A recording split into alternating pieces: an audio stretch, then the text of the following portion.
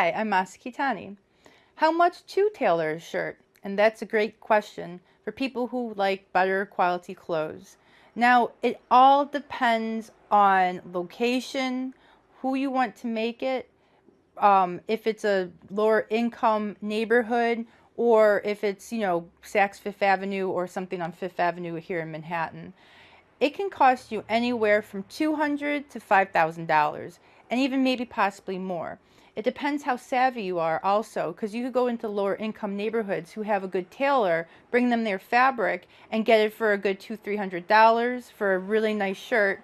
Or if you're really wanting that logo on the back that says big name designer, you're going to pay the price.